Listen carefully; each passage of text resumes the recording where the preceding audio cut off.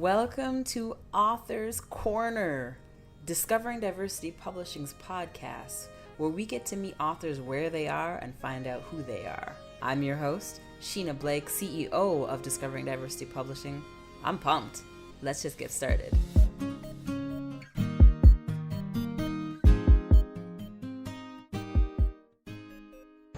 Welcome back to another episode of Discovering Diversity Publishing's Author's Corner podcast.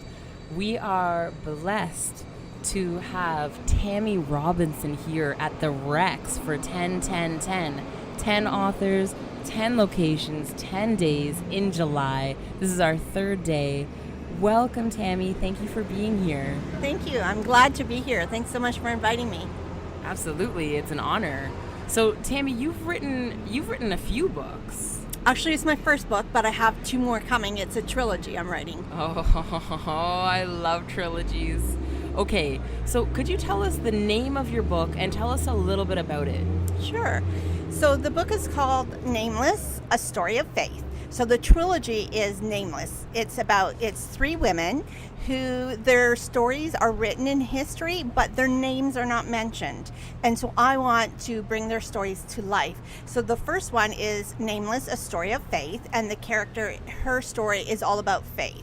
She had so many obstacles to overcome. She was sick and dying, and she wanted to live. She had dreams that she wanted to fulfill. She had a man that she wanted to marry, and in her time frame she was prohibited from doing these things. And so she had so many obstacles to overcome, and it took a lot of faith to keep going and not to give in to the sickness, to the fear, to the every discouragement and depression that she had.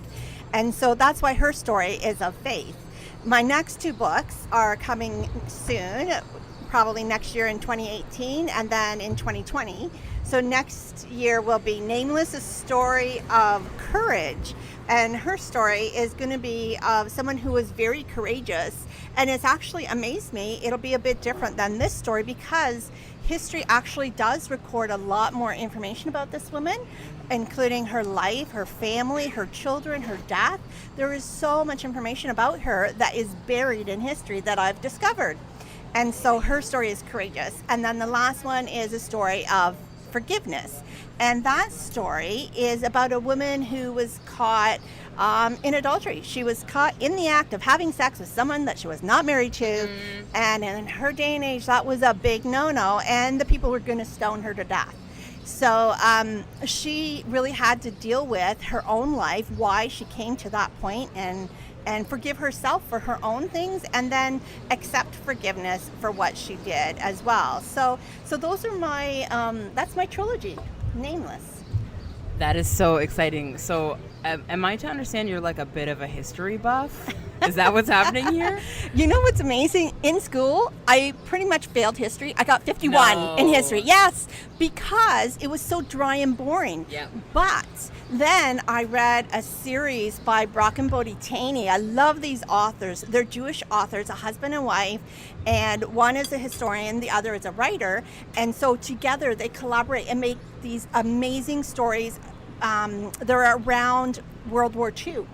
And I read these stories, and they're historical fiction just like mine, where they've taken facts in history and embellished them, added characters, and made the stories and the facts come to life. That's so cool. After I read that, I was so in love with history. And so that's what I aim to do, is to help people take this story that they may have read and thought, oh, that's just nothing, and make it come alive and be personal and encourage them in their own lives. Yeah. I love that. So I want to know a little bit more about you and how this all really came to be. I mean, okay, you got a 51 in history in high school. You read some cool books. You got inspired to write. But, like, how did this whole thing, when did you get to the point where, like, you know what, I'm going to write a book? Well, it's actually quite an amazing story because I have loved writing. Since I was in grade 1, I wanted to be a writer, and I still have my writings from grade 1, little short stories, and I've collected them through all my years of schooling. And I actually have been through a lot of trauma in my life. I was married very young at the age of 16. Oh, wow. I had a wonderful baby boy at the age of 17. And at the age of 18, I had a baby girl. Her name was Wendy. And at the age of 19, my baby girl died suddenly. She got sick. I took her to the hospital and she died that night. So that's hard enough for anybody. But imagine being a 19-year-old. Yeah. You haven't matured, and it's just absolutely very traumatic. The good thing is that I have a good, solid faith in God and a belief system and a good support system. And so I was able to find joy in the journey. And that's my story, is joy in the journey. Even though the journey may be difficult, it may be more than you think you can even bear. I mean, there are days that I laid on the floor bawling my eyes out. I could not get off the floor, or I could not get out of bed, and yet there was still a joy there. There was always something to be happy for. And so even at that age of 19, I remember feeling so empty, because I was used to carrying my purse, a diaper bag, my baby, and all of a sudden I had nothing. I just had a purse over my shoulder, and I felt so empty. It was the most difficult time of my life. But at the same time, I had this strong underlying faith that I knew and trusted wholeheartedly that God loved me and that He wants my very best. And even though this doesn't seem like the best thing for me or my daughter right now, there is something good that will come out of it. And so I had that faith, and that took me through, and the prayers of my friends and family took me through, got me through that tough time. So I went on. I had 2 more beautiful baby girls. And when my last baby girl was about 6 months old, I went to Guatemala on a missions trip. And it was my second missions trip. Previously, I'd gone to Costa Rica, and that is the most beautiful place in the world. I want to go back so badly for vacation. Yeah. Maybe another missions trip, I don't know. But so anyways, in 1993, I was on a missions trip to Guatemala. We had landed in Guatemala City, and we were on a long drive down the Pan American Highway. We were going to Retalio City, and it was about midnight. It was dark. We were packed into a van. There was 13 of us packed into a regular-sized van. Did you have the babies with you? No, I was on my home? own. My babies, all 3 of my children and my husband were at home, and I was on my own with some friends from my church. And so the driver of the van, he was a missionary that lived there in Guatemala, and the rest of us were all from Canada. And out of the darkness came these banging noises and these flashes of light. And I thought it was some teenagers throwing firecrackers or something. And all of a sudden I realized all my friends are on the floor, and my friend says to me, "Tammy, get down, you're going to get shot." And I was like, "They're shooting at us?" I literally said that. Sat there with everybody on the floor, and I said, "They're shooting at us? Like, why would they do that to us?" You're so Canadian. Yeah, I am. What's going on? I mean, we're bringing them food, we're bringing them clothing and medication. We're coming to help, and you're shooting at us? What? And besides, doesn't that just happen in movies? Right? That's a movie thing. So, yeah. Anyways, so long story short, we were ambushed, shot at, taken hostage at gunpoint. I literally had the gun right here. Oh my an goodness. inch from my forehead. And it's really funny because I can say that now. At the time, I didn't think it was funny. Yeah. But I was terrified, of course. And I remember praying, "God, please tell him to get that gun off my forehead. I got to get that gun away from me." And he moved the gun. And I was like, "Oh, thank you." But then he put it on the forehead of the guy beside me. Oh, no. And I was like, "Come on, I didn't God." mean that. That's exactly what I said. I was like, "Come on, God, I didn't mean that. I meant away from all of us." But no. And then, so I prayed it would go away from him, and it came back to me. Anyway, the summary is that we're all safe. Nobody got shot or badly hurt. The missionary that lived there, it was amazing. He had a crew cut, and a bullet grazed his hair and cut a line in his hair across his temple area. That's how close. And afterwards, we found the bullet shells in the van, and we found bullet holes in our suitcases. Oh my Yeah. goodness. So, and I have pictures of the van all shot up. The whole side of the van is all shot up with bullets and stuff. And so what they did was they took us to a pit, and they robbed us and tied us up and threw away the keys to the van, and then they left us there. So it was amazing as I laid face down in the dirt in a foreign country with my hands tied behind my back. We all expected they were just going to kill us. And so what went through my mind facing death like that was so incredible, because I was terrified, and I'm a wimp, I admit it. I that prayed. may not be a wimpy moment, I don't think. Well, I prayed. I said, God, please let them kill me first. I don't want to hear my friends die. And I prayed, God, please let them just shoot me in the head and let it be done. I don't want to be tortured, because I really hate pain. I don't know how I had 4 kids. I hate pain. But anyway, so the amazing thing is, during that time, I accepted the fact that I was going to die within minutes. And what went through my head was my family, of course, especially my youngest, because she was only 6 months old. She would not even remember me. And so I prayed for my family. And then I prayed for my family that didn't have faith. I prayed that they would find out what happened to us, because I didn't want us to just go off to Guatemala and disappear. Yeah, that's right? what it would be like. They needed closure. And then all of a sudden I realized, hey, what's going to happen in a couple seconds or minutes when I die? I realized I'm going to be face to face with Jesus.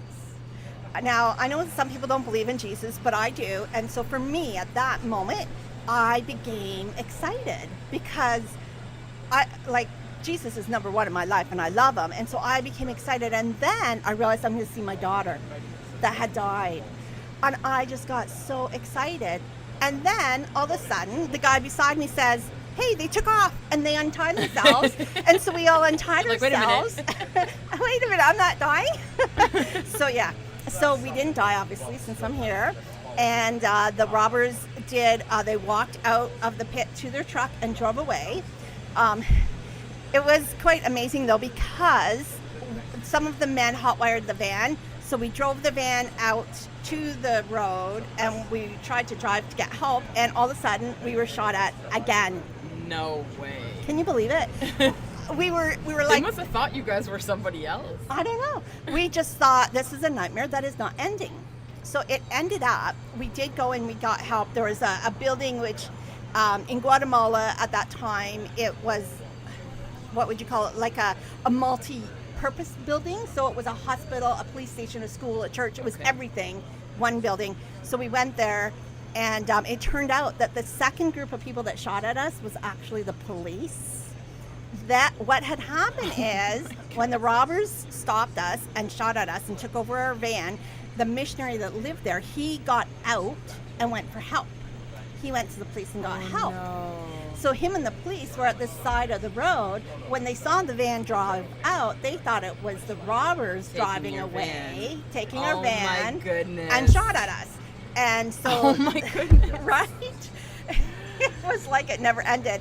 And so the missionary, he said, no, stop shooting. There's too many people on that van. That is my friend. So they stopped shooting, thank goodness. And we did get help.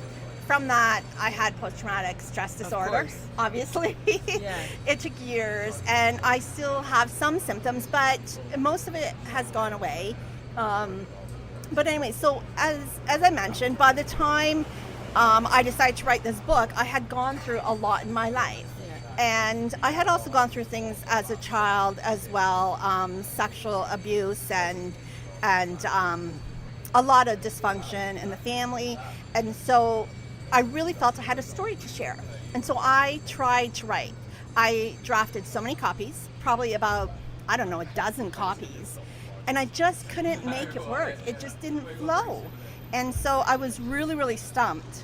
So fast forward to 1997, and my husband and I and our 3 children had moved to St. Catharines, Ontario, from Huntsville, Ontario. Okay. And he was attending a Bible college at the time. So our routine was I homeschooled my kids. My husband went to school until about 2 o'clock, I think, in the afternoon. He came home, had a rest, and then he worked a night shift. So on this particular, on a Sunday actually, there was a man speaking at our church. He was from Europe, and I wish I remembered his name, but I don't. But he was speaking about don't give up on your dreams. Well, of course, my life dream has been to write a book. And so I went up to get prayed for, and I thought, I don't know what to do. I've tried and tried. It's not working. And I felt God speak to me that night and said, you're going to write your book. And I said, I don't know what to write about. And he said, I'm going to tell you tomorrow.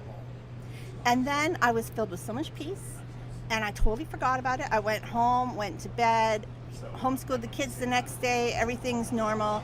My husband came home from work or from school in the morning from Bible college, and I said the usual, how was your day? And he told me that he had to write an essay about a person of faith. It could be a person alive or dead, but a person of faith. Sorry, I'm already seeing it all you in full. can see it, right? So what happened is I said, oh, you know what I would do? Because he didn't know who to write about. I said, I'd write about that woman in the Bible. You know, she was really sick and dying. She wasn't allowed to touch anyone because of her sickness. In that day, if you were bleeding, you weren't allowed to touch anyone. For 12 years, she couldn't touch anyone. And I'm a touchy person. I hug. I just love touch. And so to me, that would be devastating alone, not to mention everything physically. Else that she was going through. Yeah, right? So I just started saying to him, you know, if it was me, I would write about this woman. I said, can you imagine what it would be like for her not being able to touch anyone for 12 years? Can you imagine the pain she'd be in? Can you imagine the risk she took when she decided she was going to go into public to touch the hem of the garment of Yeshua, which was Jesus in those days? And I just got so excited, and it was like a light. Was he excited with you? No, not at all. He was like, I'm not writing about that. No, he was just like, oh, yeah. You know men, right? He was just like, yeah. Cool. Good idea. No. But anyway, it was like a light switch went on, and all of a sudden it was like God just said, that is what you're going to write your book about. Whoa. And I'll tell you, I went downstairs and I started writing right then. And so that was in 1997, and now here we are in 2017. 20 years later, I finally published. Yeah, so what happened is basically life happens, right? So I would work on that book for months at a time, and then life would just get carried away, and I would put it on the shelf for years at a time. Yeah. And then I would work on it, and it would go back and forth, but I never gave up. And things would just happen where maybe her story came up, or a friend published a book, or something, and this dream inside of me, it wouldn't die. It was like it might have gone down to embers, but something would make it come to life again. Yeah. And so basically 2 years ago, I made a decision, and that's what it was. It was just a decision. It is time to get this done. And so something that I now know that most authors do is they edit their work too much. I have read this book so many times and changed it. However, it is way better than it was when it first started. But the point is that I made the decision, I'm going to edit it once more. I'm going to let my husband Keith edit it once, and then I'm choosing a publisher, and I am going to publish this book. And that's what I did. Yep. Good for you. Yeah. So, and it is surreal. Isn't it? It really is. Yeah. It's surreal that it's actually happened, that I can actually look at it and say, wow, look that's me. Yeah, like I did that. Yeah. And then the cool thing is, too, originally this was just a single book. It was never meant to be a trilogy. And then during the process of publishing this book, a few friends mentioned to me, have you thought of writing another book with the same type of thing? And I said, no, there's just the one story, because she's nameless, her name's not mentioned, it's just one, and I didn't even think about it, I just dismissed it. And after about the third person that mentioned it to me, I started thinking, I should think about this before saying no. And so then I was reading a book by Lisa Bevere, who is an amazing author, and she was talking about a story about a woman, and all of a sudden her life story came exciting and real to me, and that gave me the idea of the second book. And I was like, I could do this, because her name's not in the Bible either.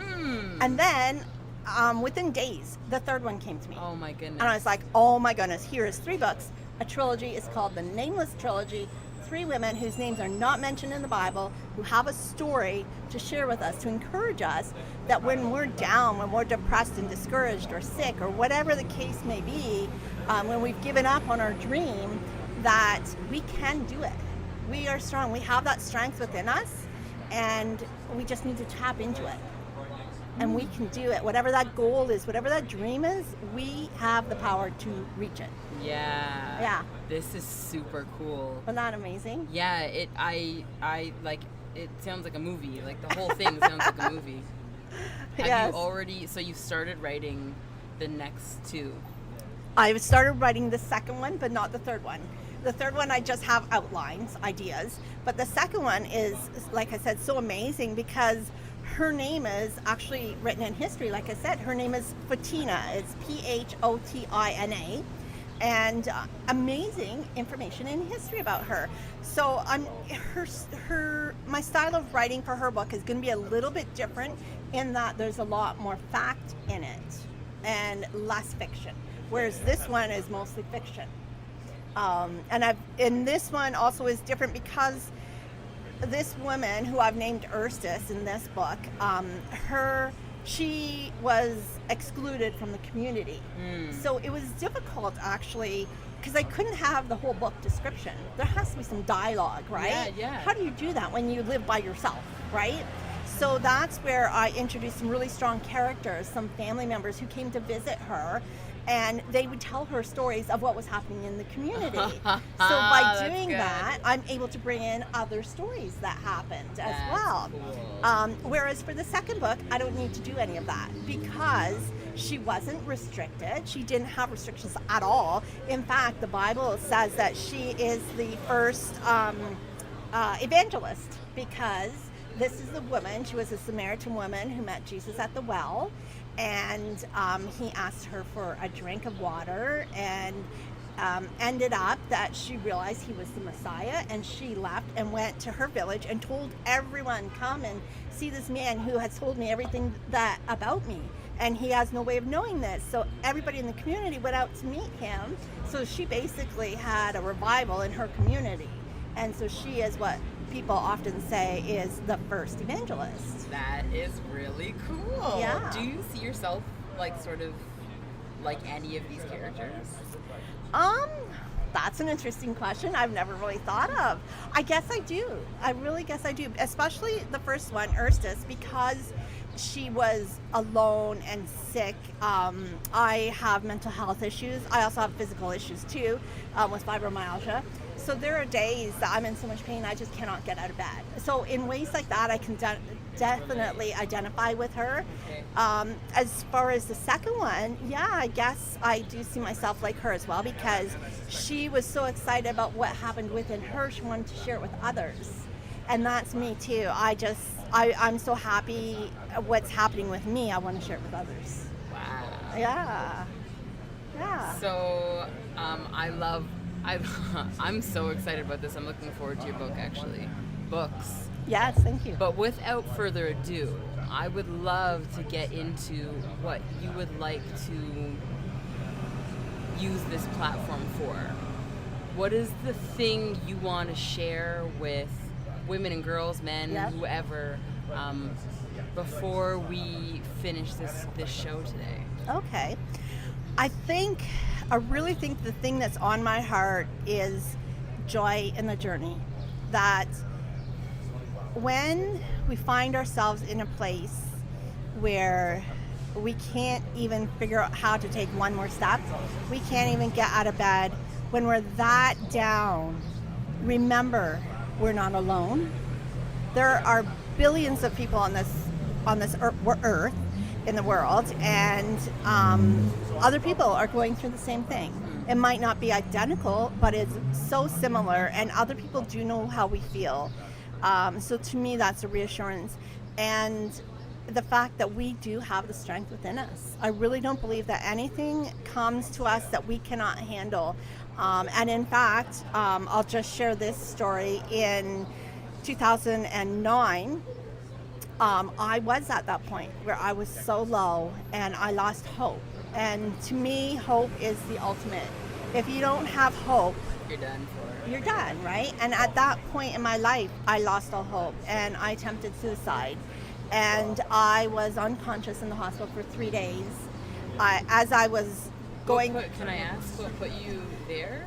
It was a combination of things. Yeah. PTSD and... It wasn't really PTSD, no. It was more circumstantial things that were happening, things that were going on in my life. And the thing is, on the outside, people thought I was fine. In fact, like, I did the overdose on a Sunday afternoon, evening.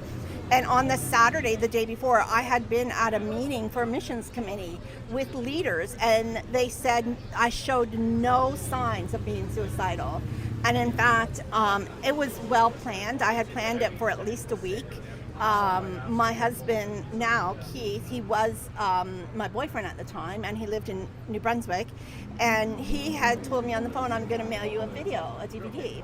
And I remember thinking, yeah, I'll be dead before it gets here because I'm going to do this on Sunday. So I totally planned to do this, and I pulled it off in such a way that I was literally dying. And as I was falling asleep, I remember all of a sudden realizing, wow, I've finally done it, because I had attempted suicide so many times since I was a teenager. And I realized I actually am going to die. And I thought, you know, it's probably going to be my son that finds me. I don't want this for him. Oh, no. And I started thinking of my children. And so I thought, okay, I'm making one phone call. And if this phone call doesn't rescue me, I'm dying. If it does, then I'll go on. There's a purpose, I guess, right? And so I made a phone call to Keith, who was in New Brunswick. And I told him that I had overdosed and I was passing out and I was dying and I wanted to say goodbye. And he didn't know what to think. He thought I was joking because, like I said, I had no symptoms, no signs. No, he didn't think I was telling the truth. But in the end, I guess because of the way I said it and then I hung up, he called 911 in New Brunswick, and it took a while, but they were able to get me and rescue me. So he is literally my savior. Wow. Yes, he literally saved my life. So I had a lot of counseling since then. I've taken a lot of courses since then, and I've learned a lot of skills and tools to deal with depression, anxiety, PTSD, and different things like that. And for me, definitely counseling, because I think everybody needs somebody just to be able to have that sounding board. Subjective, right? Like confidential, you know? Yes. So, but the whole thing is that, except for that one point where I had no hope, I've always been able to find joy in the journey, as difficult as it is, and I've always been able to hang on to that hope. And as long as we can hang on to that hope, tomorrow might be a better day, you know? Wow. Yeah. I love that. I really love that. I'm like recalling so many times in my life. I mean, I haven't had giant things happen, or seemingly giant, but I would agree that there's times when I'm like, forget it. Like, none of this is going to work. Just forget it. Yeah. But then, of course, like, I mean, I myself have 2 children, and looking at them is always like, oh, okay. Yeah. That's the reason. Yeah, that's the reason. And, like, I have to go on. I have to create a legacy. I have to do something. That's right. Yeah. Yeah. And the other thing I would say, too, especially in the area of mental health, is communication is so important. After that suicide attempt in 2009, one of the things that I vowed is that I would communicate, especially to Keith, because he's my husband, he's my number one source, that if I was getting ideations of suicide or feelings or depression or anything like that, I would communicate that right away so that we could nip it in the bud, right? We don't like do whatever you need to do so that it's over. Exactly, because once you start that, it is a really dark downward spiral, and it's a lot harder when you're at the bottom to work your way up than it is to get help at the top. Yep. Right? If you're in the middle there and you can just manage to, okay, I can still see the light, I can still climb back out. That's right. We were talking about it the other day. It's like that spiraling. Yeah. And if you can catch yourself in the spiral, that's right. Okay, let me just come back up right now. That's right, for sure, yes. So I think communication is so important. especially with mental health, but with everything. Even if you don't have mental health issues, life in general is not easy. And we're blessed in Canada. I mean, we are one of the best. Well, I think we're the best country in the world. But for sure, there are so many other countries where people have it so much harder than us. But we have it good. And I think that one thing I'm starting is a gratefulness gallery. What do you think of that? A gratefulness gallery. Tell me what that looks like. What does that mean? Well, I'm just actually figuring it out right now. I just came up with the idea this week. And so what it is I want to record gratefulness things I'm grateful for. I love it. So that in the time when I am that low and I can't think of anything and I'm like so hopeless and defeated and down, I can grab my gratefulness journal or gallery, which will probably be a book. Here we go, another book. So I can grab my gratefulness gallery and I can read through it and say, oh, I'm grateful that I can see. It sounds like an Instagram name. Yes. And like videos where you could have people sign, Yeah. what I don't they're know where grateful it's for. going, but it's, I There's think a lot of platforms it could go on. That's very fun. For sure. I'll send stuff in. Yeah, absolutely. That would be great. Yeah, just ideas that we can be grateful for and gratitude of, and everybody can like pitch in. We'll figure it out. Yeah, that's awesome. It's going to be great. That is really cool. So if you were to leave one piece of wisdom for anyone listening to this podcast today that you feel like this could maybe change their life, what would you leave? I would say don't give up on your dreams. Just like I've shared with you my dream of being a writer from grade 1 and going through a hell of a life, literally, and not giving up. Keep going, you can do it. And the story in my book, she didn't give up, she can do it. And there is such a sense of accomplishment when you reach your goal.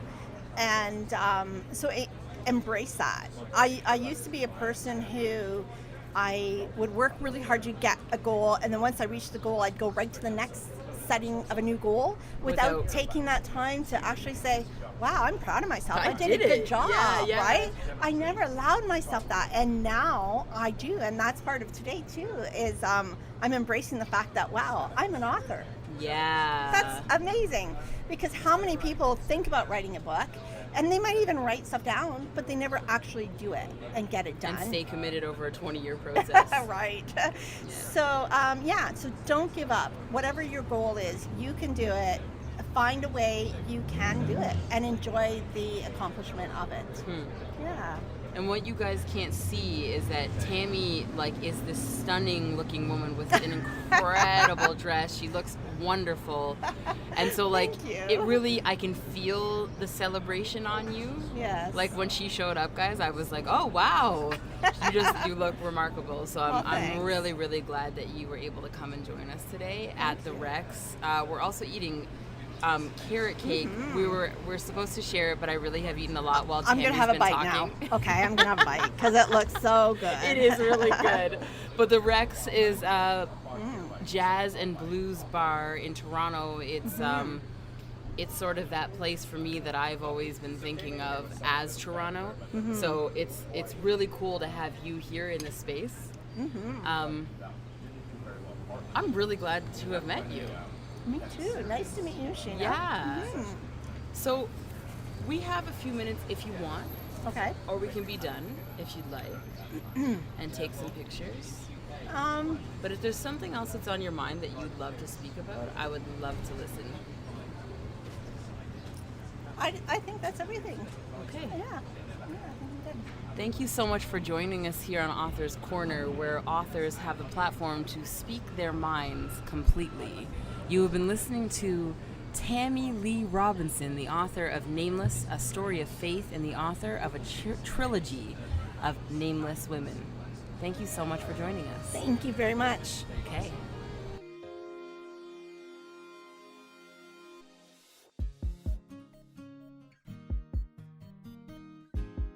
All right, folks, please make sure that you are subscribing, leaving a review, and telling a friend. Get up close and personal. Tell a friend. Let them know about Author's Corner, and Of course, we'd love to hear from authors everywhere, so if you're interested, join us. We'll hear you next time on Author's Corner. Peace and blessings.